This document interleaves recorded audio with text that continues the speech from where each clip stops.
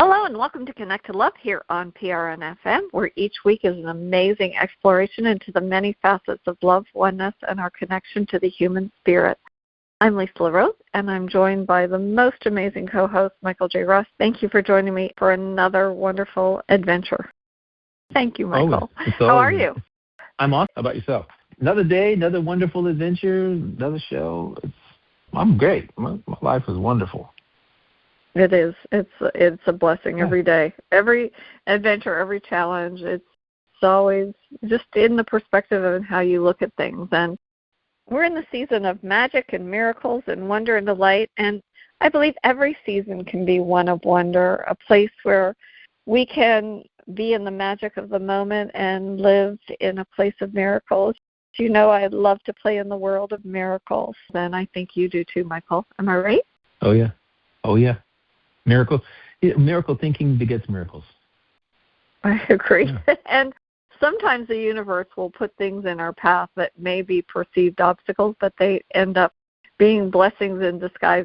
Yesterday, I had a really interesting adventure. I thought, we've had lots of snow, and then it melted, and so we've got salt on the roads, and I wanted to get it washed off of my car. So I thought, I have a few minutes. I'll just pop into the self-serve car wash. It's a touchless car wash, and you pay your money, and the garage door goes up, and you drive in, and then the magic and wonder of technology sprays soap and washes off all the salt and everything else, but you can't see anything because you're covered under a sea of soap suds, and it's really pretty. I've actually videoed it because it's actually quite magical when you look at it. And when my car wash was done, I watched the garage door open, and unfortunately I couldn't exit because there was a car parked right outside the bay in front of the door.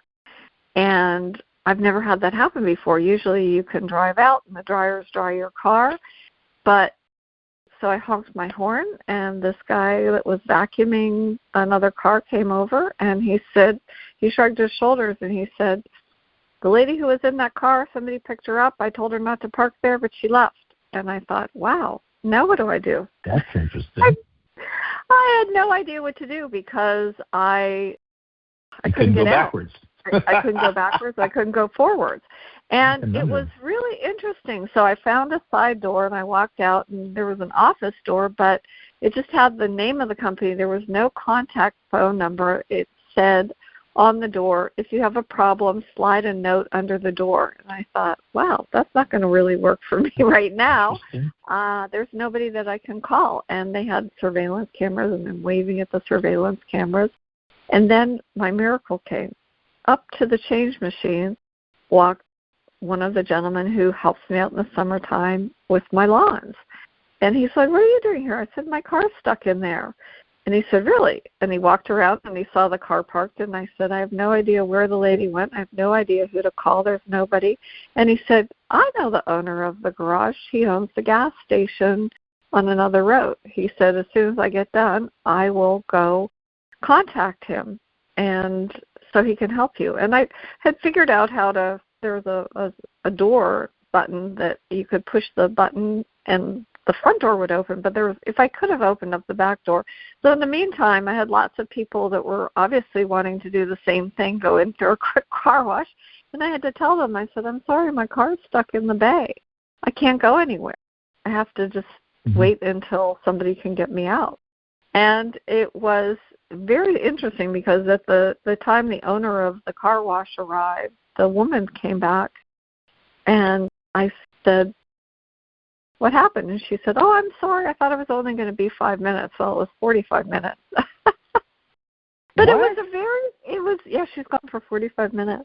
Yeah, she was gone for 45 minutes. She just parked her car there. And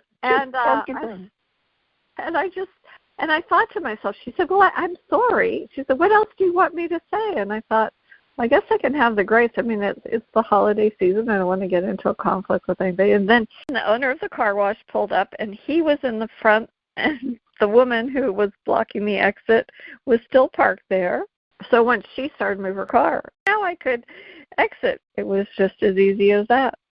And I just pushed the button, and I thanked him for coming. I said, "But you really need a phone number there to call." But I thought to myself, how many times in life are we in a similar situation? Because it's sort of like a great metaphor where there's no one to call. You're in this space and you feel trapped. You feel trapped. You feel like there's nowhere to go. There's no way to get out. I didn't panic or anything because there was a side door, but I had other things to do. But it was also a message, perhaps some of the things that I was in a hurry with the last minute running around stuff to do, that I was just meant to just chill out for a little bit and take a look. And I got to say hello to lots of different people and send them on their way. And I just took a moment to pause and breathe it all in. Yeah, it was an interesting metaphor, and I thought to myself, okay, universe, what was the reason? And maybe, and that's what I said to Keith, you're really an angel in my life. Thank you. I want to say thank you, because I don't know how I would have been able to contact this person. And I think sometimes that's what it is. Things happen, and we have perceived obstacles in our way. This was actually a physical obstacle. But when we take a moment to recognize, I'm like, this is a miracle. I said, I can't believe you're here.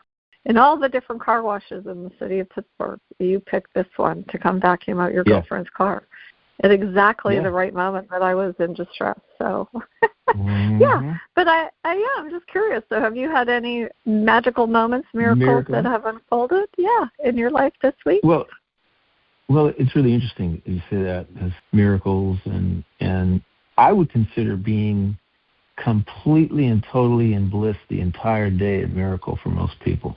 So that's kind of what happened to me. And it is what happened to me on Sunday. I woke up, and I think that's the day I'd sent you that picture of myself sitting in my sunbed in the backyard at 7:30 in the morning with the sun coming up over the trees and just blazing this beautiful light onto me, and it was probably 56 degrees outside, Fahrenheit, and there was no breeze.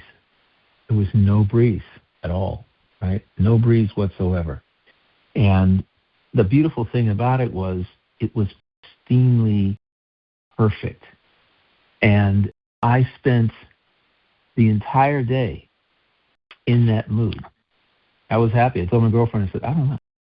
I am having an amazing moment every moment.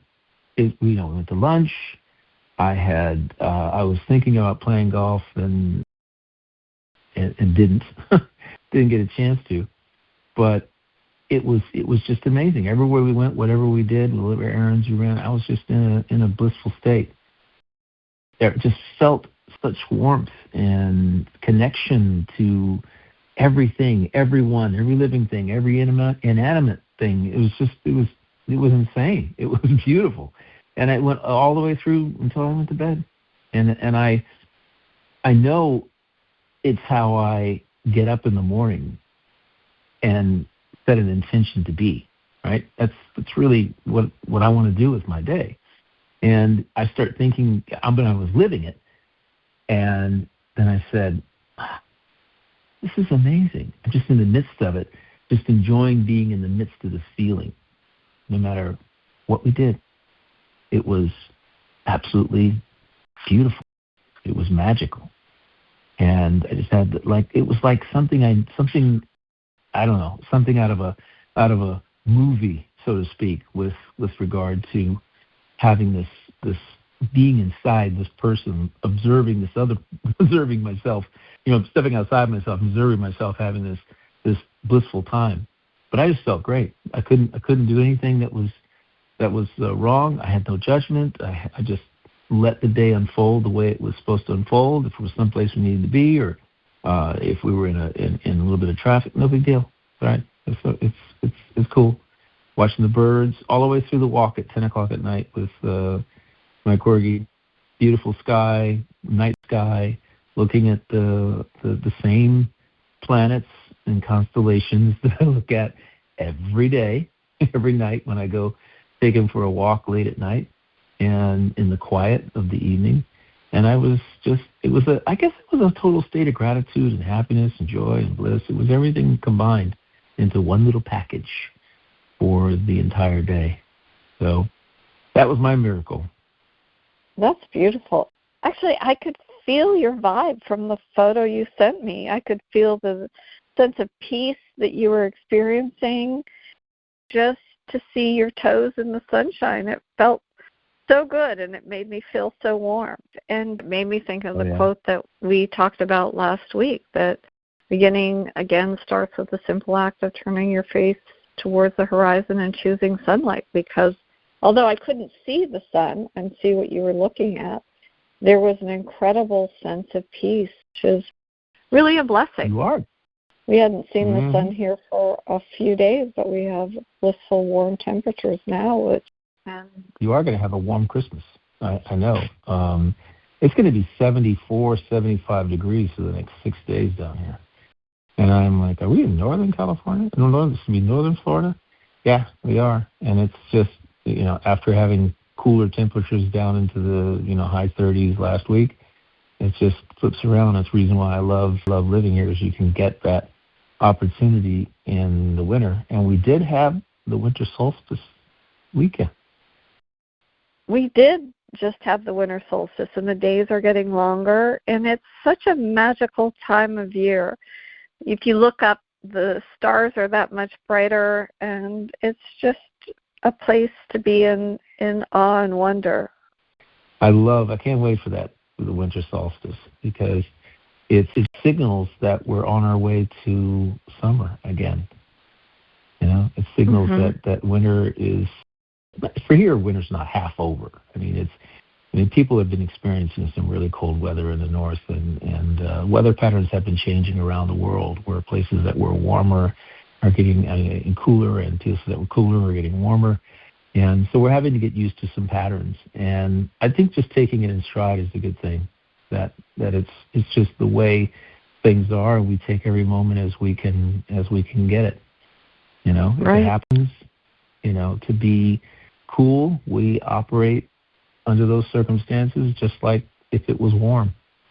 And the challenges, as you said earlier, the challenges are really, when we step outside of them and we ask ourselves, okay, what am I doing here? And when you were telling your story about about being stuck there, it's interesting. The one thing that always comes to my mind is, what is this situation helping me avoid? Because sometimes your angels will step in and give you a little traffic jam, or give a little something that halts your forward progress, because somewhere else down the line something's occurring that you don't need to be a part of, right? So we always want to be go, go, go, go. And sometimes we don't need to be in certain places at certain times, because there could be issues that occur that might not be to our benefit. And so you and I always ask for angel protection and to guide us and guidance and things of that nature. So I could see that being a time where you're just avoiding something else that was somewhere where in the path of where you were going, that a place where you didn't need to be. And Keith being there, fantastic.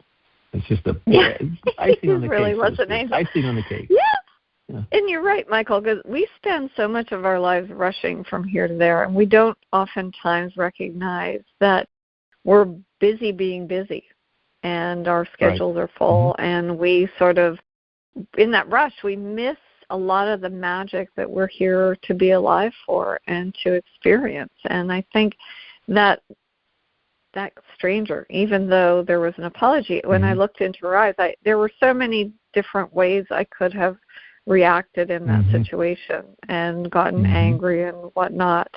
But she apologized, and I have to be graceful enough to accept the apology.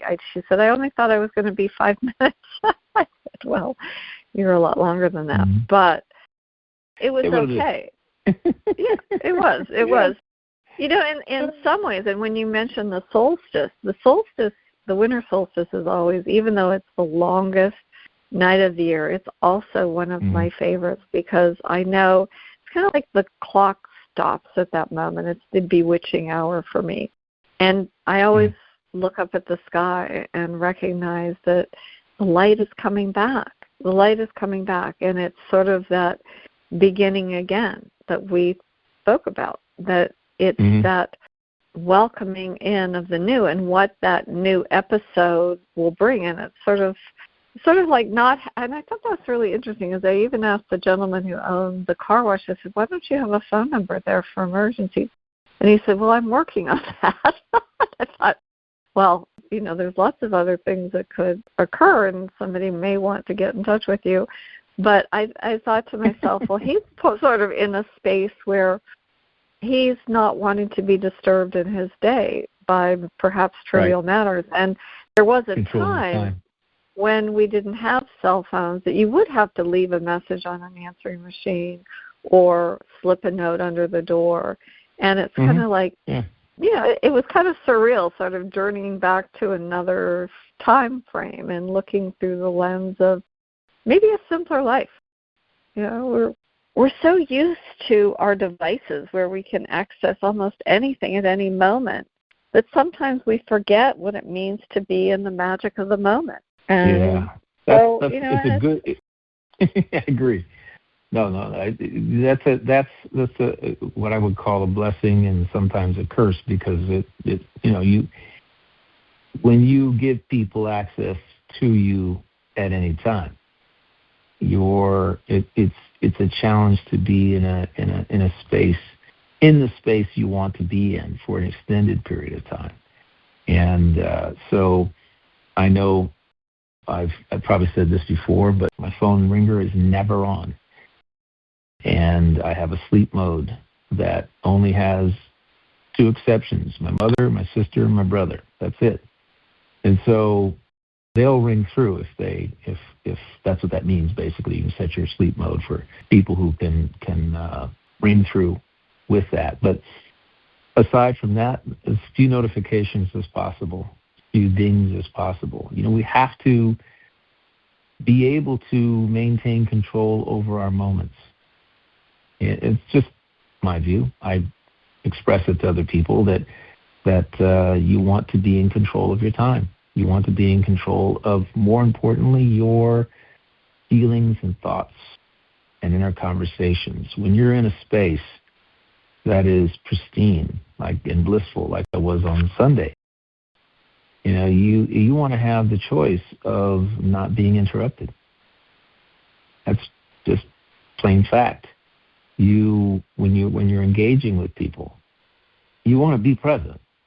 You want to be with them, not with them except for when you get a ding on your phone and you want to find out who it is, because that's really what those are about. The notifications are about disrupting your focus, your concentration, your blissful moment, as it were, your happy moment.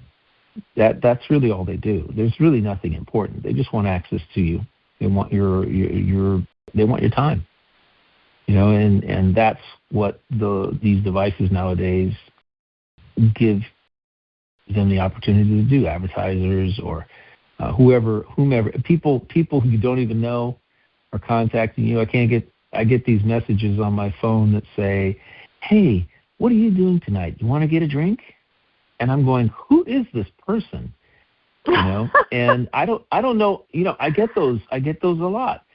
And wow. Some of them I say, "Nope, not interested, but thank you." I don't even have time for that. I am in my blissful moments.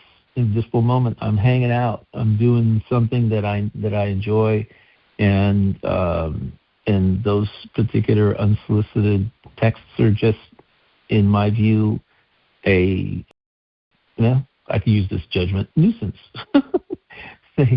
They interrupt my connection.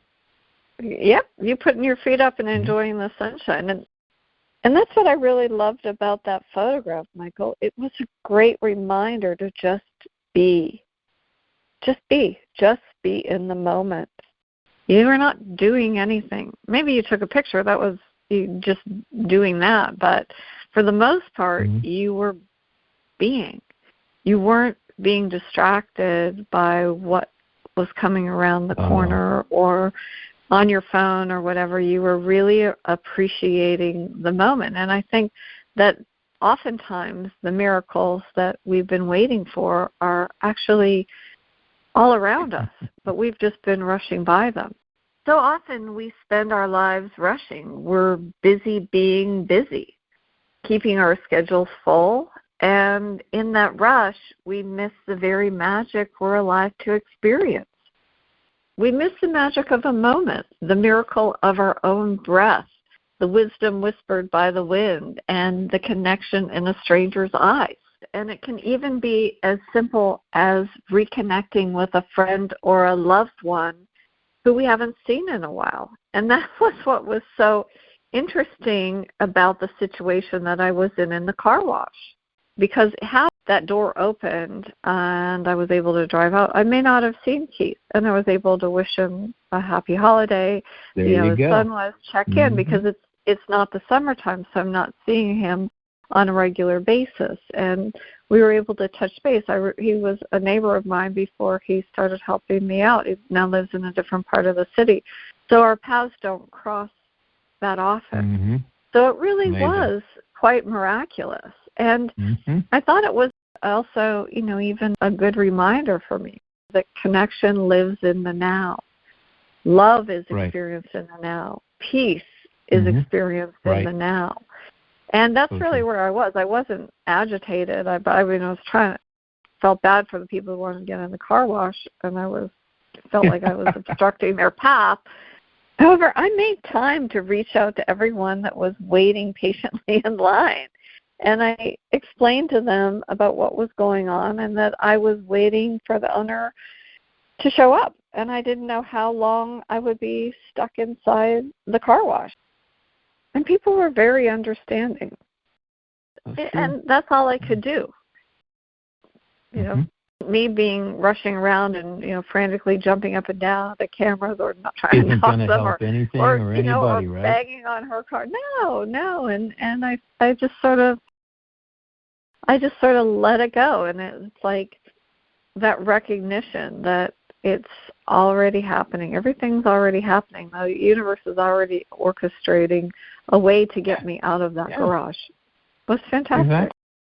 That's so true. And listen, it's something it wasn't my girlfriend and I sitting out there. And there's a reason for that. Because it wasn't of interest to her. It was like, I told her, come on out, you got to check this out. This moment is so pristine. And she's like, okay, all right. She's back inside. And I'm like, this is custom made for me. And it was I want to make this point. That's awesome. I want to make this point because people, we have significant others and people we care about, and we really want them to experience what we experience. We really want them to do that. We want them to feel the wonder and the joy that's associated with whatever moment we're experiencing, right? I mean, really we do. I really want her to do it too. But we have to realize that, what's important to us may not be important to someone else. They're on a different timeline, and you shouldn't get judgmental or upset. Let somebody else's opinions or feelings about a situation that is blissful for you disrupt your bliss. So I said, that's cool. Give a kiss on the forehead and say, see you there. I'm going to sit out here for a while. This is just fantastic. It was like, I could still, it was so early. The sun had just arisen above the tree line. And it was just that last moment where you could hear a couple of owls hooting, and a little corgi was out running around the yard, loves to be able to run around and do whatever, yet see me sitting out there. And I just closed my eyes and sun gazed for as long as I could. Oh gosh, for as long as I could, just sit there and just, wow, this is spectacular. I find myself at 67 years young, doing that more and more. I find it and I see people rushing, they're doing this and doing that. and they're getting out of their car and rushing into the store and rushing around in the store. It's like, and then they're rushing to check out and rushing back to the car, and they've got, a list of in their head of 15 things to do, and they're just marking them off one after another. And the people that are around them they're just totally, have no care in the world about anyone that's around them. And the beauty of that, your car wash situation, was it could have been for the entire universe stopped so you could connect with Keith. Mm-hmm. You think about that everything stopped. This woman purposely was there, not knowing what she was going to do, but that's not your concern. You connected with someone you hadn't seen in a while, and if you can, step outside of it again and just kind of see the whole thing, it's like, wow, universe, that's a crazy way to orchestrate my seeing Keith again. I know, it really was. It's kind of cool the way you made that happen. The way you made this woman park in front of. Well, the funny thing was, I had all that soap on the windshield, so I couldn't see. I wouldn't even have known that she pulled in. And even if I had seen her pull in, it's not as though I can jump out of my car when the water's being blasted at my car to go and say, "Hey, you can't park there." It wouldn't have even. Yeah, no, so I was totally oblivious to the obstacle in my path, and until it became apparent. But I was thinking about when you said that, you sitting outside and wanting to share that experience. I think that oftentimes, I used to do that all the time with a kaleidoscope, and you'd turn it and you'd be like, oh, this looks so beautiful, and then you'd hand it, don't move it. You'd hand it to whomever you wanted to share it with, and they turn it just a little bit, and it changed. And I think that's sort of the same thing, because we all have our own idea of what bliss is. And as you did, you respected, you're not forcing that on somebody else. You're happy to be in that beautiful moment of bliss. And that's how you perceive your world of beauty. And so when you look at a leaf, no two leaves are the same. No two snowflakes are the same. I don't even think blades of grass. But nature has an amazing way of never rushing. And yet everything's accomplished. And it's winter time now, and then spring will come, the crocuses will come up, and then that'll herald the daffodils and the tulips, and then next thing you know, some of the perennials and the leaves will start to get their buds. But right now everything's at rest. And that's sort of one of the nice things about the seasons. In some ways, they do remind us of being in that present moment. That in the wintertime, and I wasn't here, it was so interesting because I had been in Ohio on Friday, and there was supposed to be a storm in Ohio. Well, it didn't hit Ohio, it hit Pittsburgh. But by the time that I got back into the city, all the ice was cleared out, but it literally stopped everybody from going anywhere because it rained in the afternoon, and then it froze, and everything was a sheet of ice, and they couldn't get out to salt the roads. But by the time I came back, I was just totally oblivious that any of this went on. But it's sort of like that. I think that Bashar always talks about being in the present moment. It's the only time that exists. And in that moment, how we respond creates an energetic signature. So if we're in our highest excitement in that moment with no expectations on the outcome, that's when the magic and miracles can occur. And that's what connects us. That's how we connect with the universal flow. And that's what puts us in. That's how we reconnect with the universe. It's about noticing and being present with what is unfolding and appreciating whatever is going on is for our benefit. And for me, being in that space, once Keith left, I just had to have faith that eventually he was going to get in touch with the owner or something magical. So I thought, well, I could call 911, and then I'd have a huge extravaganza of police officers and chaos. And I'm like, I think I can handle this a different way. it's not a panic, not a life or death situation. So sometimes it's just sort of taking that step back and letting things unfold. And everything unfolded perfectly, as you said. It was really quite amazing. Yeah. Mm-hmm. The thing that I was telling somebody the other day that was so interesting is, I mean, it's not an original thought, but that everything is happening for you in the moment, and it's happening not only for a reason, but it's happening for you. And the thing that we have to always remember is that every moment is perfect. What's happened, you're exactly where you're supposed to be, is what I'm trying to say, I guess. You're exactly where you're supposed to be in every moment of your life. You're not supposed to be somewhere else, although we project ourselves somewhere. We think we're rushing towards someplace else we want to be. However, where you are is where you're supposed to be. Regardless of what happens in that moment, that's where you're supposed to be. There's a reason why you are there. And you are supposed to be right there. It's not, we get into this tug of war with the future, so to speak. I call it a tug of war because we want to be there. We don't want to be here. But here is where life is happening. Here is where your excitement is, or your lack thereof, right? And that we have this expectation of this thing is going to happen to me in the next day or two, and I'm going to be so happy when it does. And we can only think about a couple of days from now. In the meantime, life is going on. Life is going by. Mm-hmm. And you had mentioned before the show, these circumstances happen where people we know and we're familiar with are here one minute and gone the next. Right. Because we don't know when people are going to no longer be here.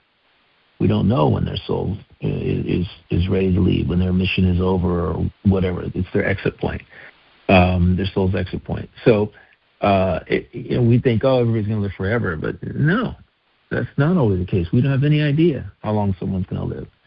If you cherish someone right now, if you care about someone, and you should care about everyone because love is unconditional, it should be without judgment, it should be without condition. And the same thing with animals and pets. I know I've seen people take their pet for granted until their pet dies, and then they're like awestruck, and I'm like, well, why didn't you? What was your behavior while that animal was right here, sitting at your feet, looking you in the eyes? Were you paying attention to something else, or wanting to watch your favorite program? Please go away. Don't bug me. I'm interested in this thing, and then they're no longer around, and you're like, oh my gosh, you're experiencing the loss, the lack of having that loving being at your feet or in your lap. And I think there's always a lesson in the loss of someone. It's not, they're just out of their human form. They're not dead. If you want them to be with you, they'd be with you. Just think about them, and they're there. Right. And that should bring great comfort. It's not the way that they were there before, however, touch, feel, sense, whatever. Where the five senses are involved in a traditional sense. However, it's always a lesson when you hear about somebody passing early. And I think about this all the time. I very rarely go to the diatribe of, it's so sad, it's this, it's so terrible that this happened. And I start to think to myself, well, they chose this way to exit. This is really interesting. What's the lesson here? What is the opportunity to gain some enlightenment from this situation? And how can I started thinking of someone and say, okay, so maybe I'm experiencing this because it's just a reminder to me to love those who are around me right now in a deeper way, to make connections with somebody I haven't connected with in a while. And I'm just thinking about a gentleman who had a stroke last year, a good friend of mine. We used to play golf together all the time, and I've got to call him when we get when we get done recording the show, because I haven't talked to him in a while, and when I heard he had the stroke, I said, man, what do you need? I'll come get you whatever you need. You just let me know. I'm here for you. Right? And he said, no, I got this. And I do this. So fine. So I touch base with him a couple of times a year. And because you want to force yourself on people. But, there are good people out there. You just want, if nothing else, you want to get together with them, give them a hug, and help them to understand that everything's happening the way it's supposed to, and that everything will work out if that's the way they see it. If they can be part of that mindset that things happen, maybe it's a way to change course, time to stop smoking, time to get healthy, time to whatever. And I had somebody tell me just the other day that they had a stroke, and it changed everything for them. And some people, that's what they need. They need something to happen in their lives to change the course of their thinking, and their habits, and the like. It's just, and sometimes someone passing early, or what I would consider to be way too early, is the reminder they need to reconnect with people around them in a deeper way. That it's not all about your work and the little material things you like to collect, cars, boats, planes, whatever. It's about the joy you experience when you're with another human being, the stories, the experiences you make together. That's really it. And that's what you remember. You do. All this Christmas shopping people are doing right now, and they're giving these gifts to people. And I think about this every Christmas, because it's $1 trillion, Christmas is $1 trillion industry. And so the question is, are you buying something so you can see a smile once on someone's face, or are you buying it because you want them to think better of you? The whole idea is the gift lasts for a day, maybe a week, if that long. But if you create some sort of experience with that person, that experience will last the rest of their natural born days. They'll be thinking of it all the time when they see you. And every Christmas they'll think of whatever that was. So let's create an experience here. Let's not buy something. Let's create an experience. Because the experiences will outlast everything that you could ever possibly be stressed out about purchasing. That's so true. And a good friend of mine is a really incredible poet, and he published recently one of his books of poetry. And he told me it was my fault because I kept saying he'd send me poems all the time, and he said, this needs to be a book. I said, I love these. You need to share them with the world. And he did it, but he shared a Christmas story. He sent it out to 10 people. It was a story that he wrote about his childhood. And he said that when he was a little boy, everybody would get together at Thanksgiving, and they would always ask, what do you want for Christmas? And he didn't say how old he was at the time, but he said he wanted Noah's Ark. And everybody kind of looked at him. And I guess at that time period, Arco, the gas station, were giving away little animals. And once you collected, they were giving them away for free every time you came in for a fill-up. And that you would get an animal, and then when you were done getting the animals, then they would give you the ark. And that was what he wanted, because he had seen them one day that his dad wasn't an Arco person, but he ended up going there by accident, and they gave him this little gorilla. Well, Christmas Day came, and he said as many of the wonderful toys that he got, they weren't what he wanted. He wanted this ark. And he said he kind of went away a little dejected, feeling really a loss for not being able to have this ark. And it was maybe a couple days later, his grandfather, who always worked miracles in his life, there was a car that drove up and delivered an ark with all of the animals. And he said his grandfather was larger than life. But what was so interesting, he's now at a place in his life, well, he's letting things go.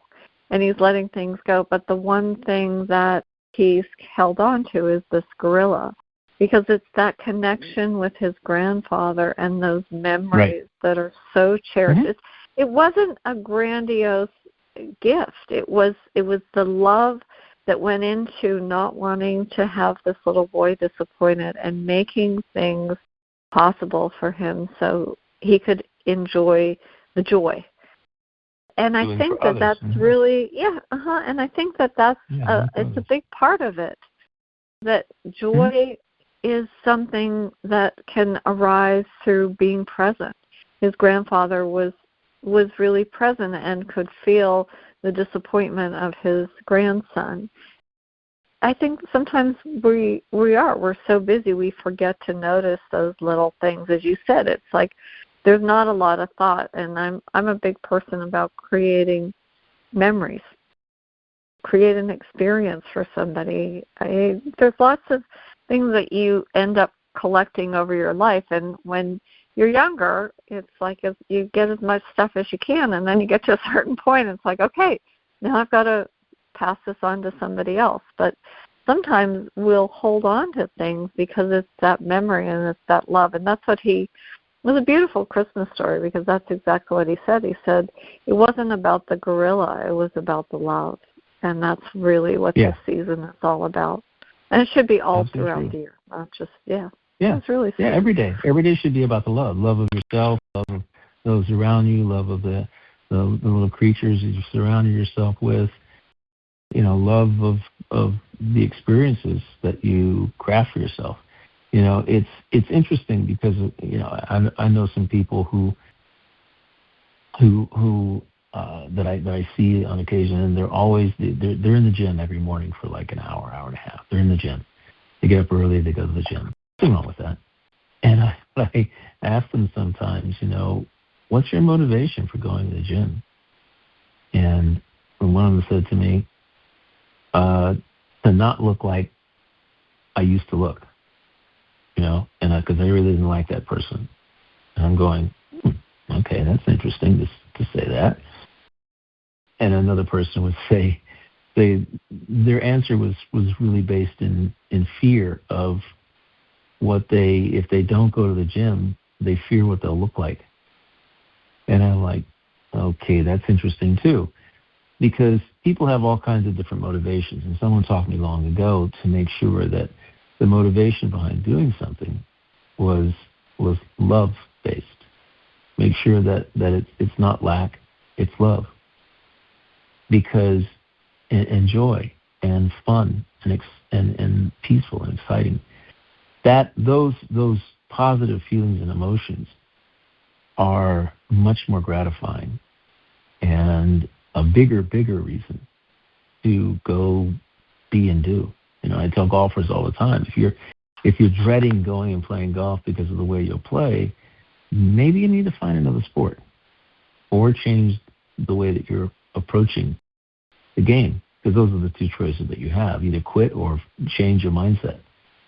And that's always a choice that you can make. You don't have to play. If your buddies are wanting you to come play, and their ideas of playing golf is going out and making and destroying a 12-pack while you go around and play for 4 hours, and that's not something that is fun to you, then time to make a different choice. To say no, just to say, I prefer to do something a little bit different today, and re-examine why you keep saying yes to that, even though it's not something that makes you feel good, right? And sometimes people just are incapable of developing a positive attitude about something. Jobs are another thing. People get stressed out in their job because nowadays their bosses have access to them, again, 24/7 on these digital devices. They give them a phone, a work phone, and their boss expects them to be at their beck and call. And somebody was talking the other day about creating boundaries. You and I did a show about boundaries a few weeks ago. But boundaries, you got to have boundaries.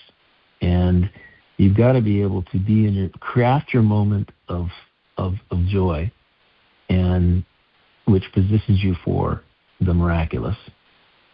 And if you don't craft that joy, that happiness, you don't curate that in your life, then miracles, there are less miracles that occur for you, because your mindset is not there. You're not creating the space for them to occur.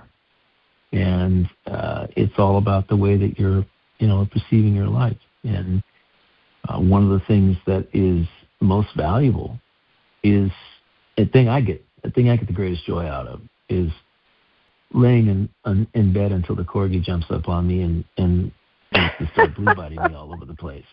I mean, it doesn't happen very often. Sorry, I'm laughing, but he's so darn cute. Oh, that's so funny. In the last 2 weeks, it's happened twice. So I'm going, is this going to be a habit now? I'm staying in bed a little too long because it feels so good, and I'm thinking about all these glorious things that are happening for me today and that I'm envisioning and how wonderful I feel. And the sun is radiating through the window already, through the blinds. And I'm like, yeah, this is really cool. I just want to sit here and just absorb this for a second until this 35-pound hairy thing, cute thing jumps up on the bed and decides, no, you don't. That's not what you're going to do. You're going to come play with me.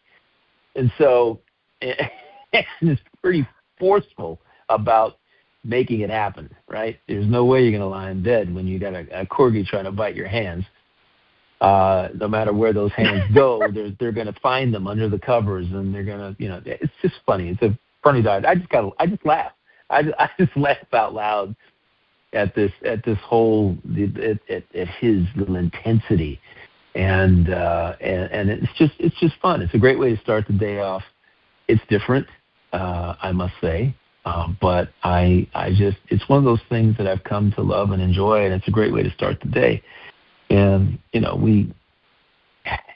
this season, I'm going to see my mother 2 days from now for 4 days and get to spend hours and hours and hours with her at the assisted living facility she's now at. And when I'm with her, I think about all the wonderful choices that she made that helped me become who I am today, that helped shape me into the person I am today.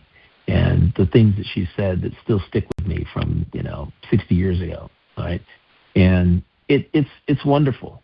Although she's not able to do the same things to smile and me the way that she used to, I can see that there's these moments where we do connect, and it's fun. Those moments when they occur every moment is joyous. I mean, heck, I'm not in any way judgmental or anything. It's just, hey, I'm here to spend time with you. I'll spend morning till late night, and I'll go get some sleep, and I'll be back, because I don't get that opportunity here where I am all the way across the country. It's not a chore, and we kind of, I get the feeling that the season is one where people also embrace this whole it's a chore concept. It's a chore to buy for people. It's a chore to have to go do this thing. It's a chore to have to go see the family and all the, and the aunts and uncles and all of that.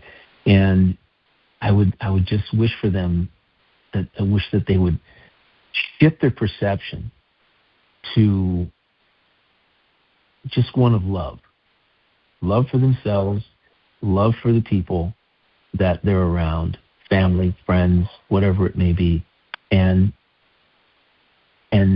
see how different their experience is.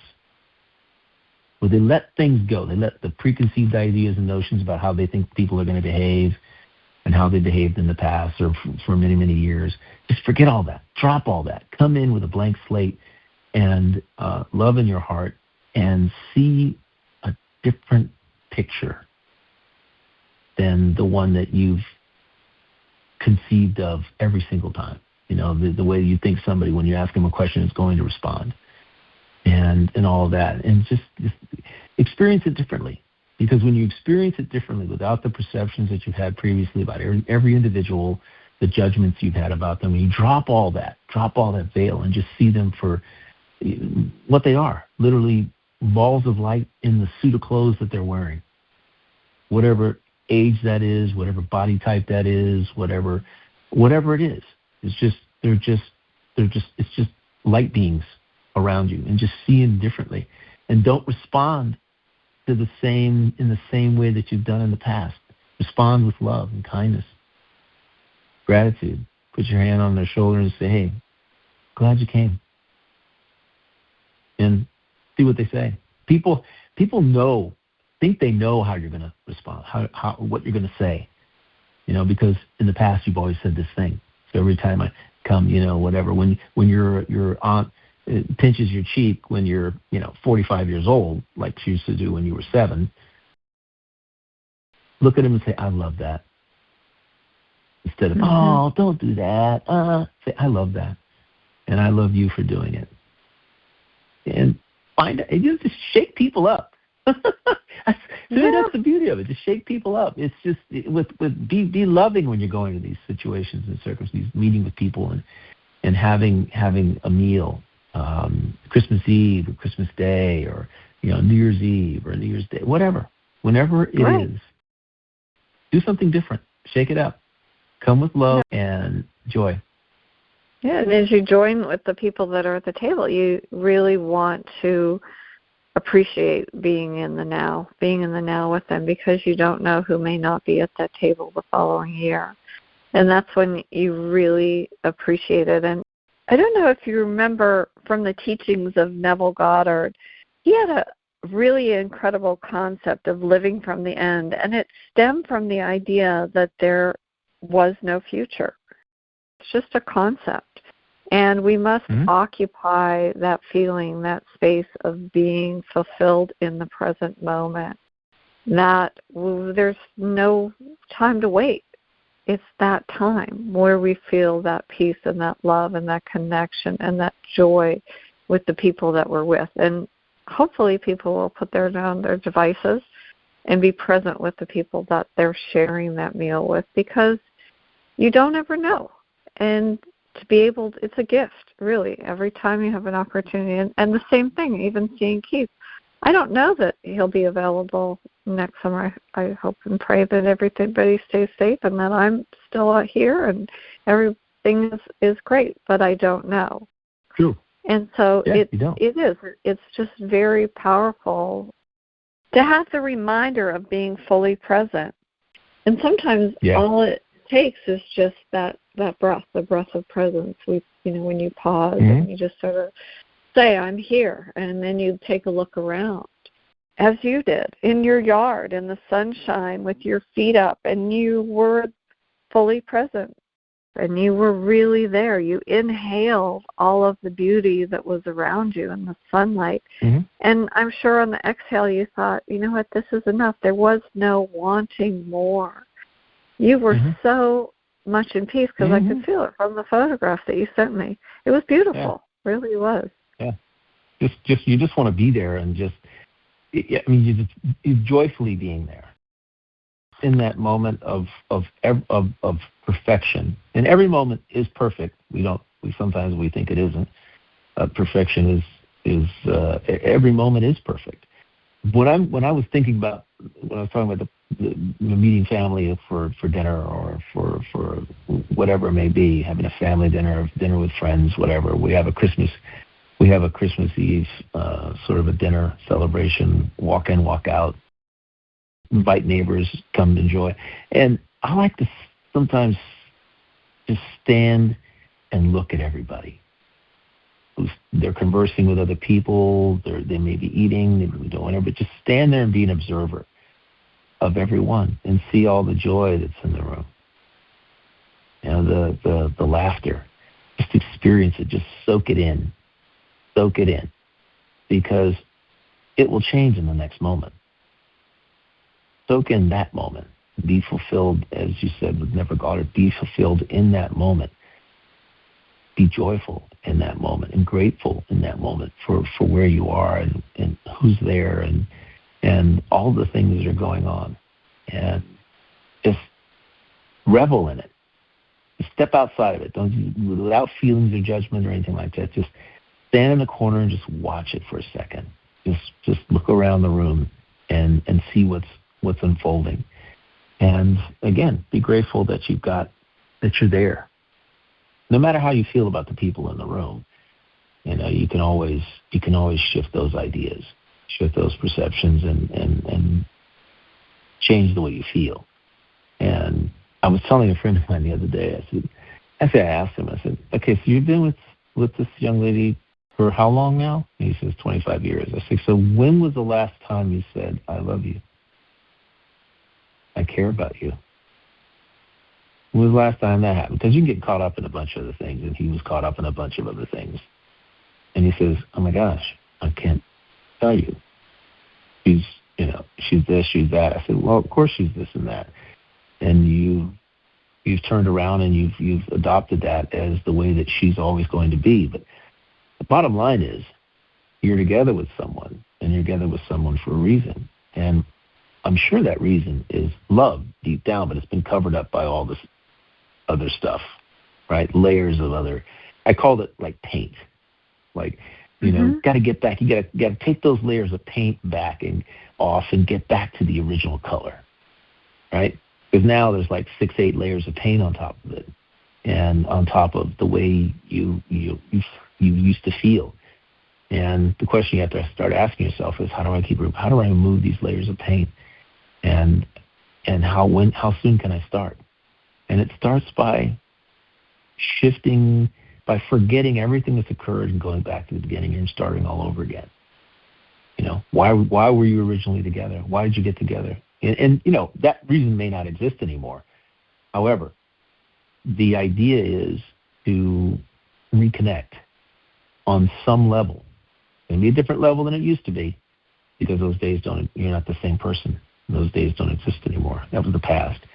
But how can you start again? How can you reignite your passion and excitement and the fun and the joy in the relationship that you have with that person? How can you do that? Get rid of those layers of paint. Go back to the original color. And that's the joy. That's the choice that we can make right here, right now. Is we meet with family and friends when we have things they've done in the past we can't let go of, and we bring them. Everybody brings their little grievances to the table. You can forget all that, because that's just the past. It's gone. You're not even that person anymore. So this can be a joyous time to rekindle the love and joy you have for other people, and recognize that, hey, they're not going to be around forever. You have the power right now to connect with them. You don't have that power once they're gone to connect to them in a physical way.